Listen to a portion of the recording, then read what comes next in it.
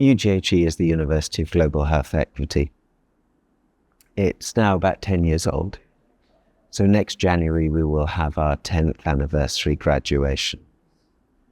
But the university was established by the vision of a physician advocate called Paul Farmer, Dr. Paul Farmer, who had a permanent position at Harvard University, but worked across the world, continued to be a physician, continued to be an advocate and active campaigner for justice in healthcare, continued to look at the way in which health systems sometimes inhibited and prevented people from getting the care that they could get, who taught students, who taught medical students, nursing students, healthcare professional students, public policy students, never stopped in the kind of work that he was doing. And his vision was to create a university that would train people to work in the health sector, but the university had to be essentially very different from other institutions because the students graduating, the young people graduating, had to be very different. They had to be people who were committing themselves to lives of transformation. People who would not only make those connections with the people who presented themselves as patients, sometimes at the most painful times in their lives and sometimes at the most joyous moments in their lives, but always making those connections, because through connection comes compassion.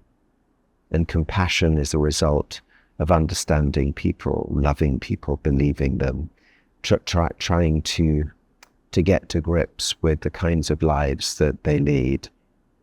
And so we had to begin to teach students very differently. But we had to be clear about the kinds of students who would enter the institution. We're completely tuition free. So students come and learn in the university and get all of their learning paid for. They get their accommodation, their food, their transport paid for.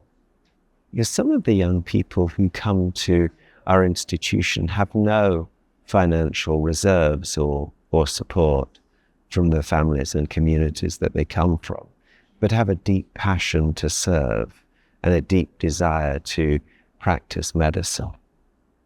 We also have a profile across the university that means that I can proudly tell you that 70% of all of our students are young women. And that's because we believe that we have to address the historical barriers for young women accessing education and particularly health professions and medicine.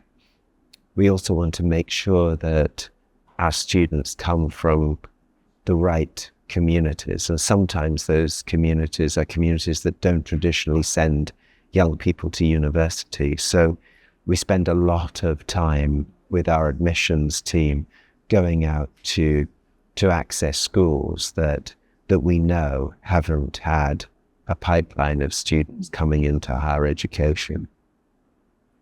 But we teach students, I think, very differently. The learning starts with embedding yourself into the communities and the lives that we ultimately serve. I sometimes call our curriculum dirty fingernails and dusty shoes, because by the time you've walked into communities or into the houses of the people who live there and sat on the dirt floor, either outside the living quarters or sometimes inside the living quarters, your fingernails are dirty and your shoes are dusty. But it's a glorious way to learn, and we have adages in Western medical schools, in global North medical schools, that if you really listen to the patient, they'll tell you the diagnosis. Well, that's so true in the part of the world that we choose to operate in. Our campus is situated in what was the most remote and rural part of Rwanda. And that was intentionally the case. A lot of new universities and campuses of established universities want to be in the major cities, where there's the networking and connectivity, the schools and the support systems. We moved to this particular part of the country. But we made a pledge. We made a pledge that of all the people we would employ on the campus to help us operationalize the university, that between 70 and 75% would come from the local community. That 70 to 75% of everything that we consumed on the campus, the food that we eat in our restaurants, and the paper and the water and the other things that we purchase would come from companies operating and established through entrepreneurship training schemes in the local community. And then we look at measures of impact. You know, there's two ways to grow a university. One is just scaling up the numbers, bringing more and more students in. The other way is through scope. How far do we reach out? How far are we felt in the community? And in what ways are we felt in the community? So we spent a fair bit of time trying to understand what our impact might be and how we might measure that. We know that the average salary in the town in which we operate in the 10 years that we've been there, the average salary has tripled. We know that the salary differential between men and women was 7-fold. It's now equal. We know that families are now saving every month into saving schemes where they didn't have the resources to do that before. So those are just some of the measures that we're using at the moment to test whether we are actually doing what we were set up to do, which was to have impact, to send ripples of impact through the local community. But we're going to be tested quite soon because although we've graduated students from our master's programs in the last 10 years, we're going to be graduating our first class of undergraduate medical students. So this was Dr. Paul Farmer's inaugural class. And so they've done their undergraduate medical degree. They've worked in hospitals for a year, and they've come back to complete their integrated masters in global health delivery.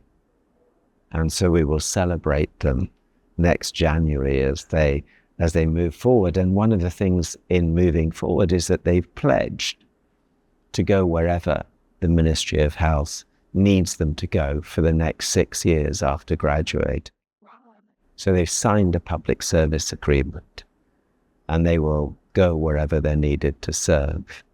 And we have to keep supporting them in that as they learn the realities of social medicine, as they understand the realities of community health, as they learn in their early careers from the nurses working in hospitals, the nurses working in health centres, from the community health workers working in the villages.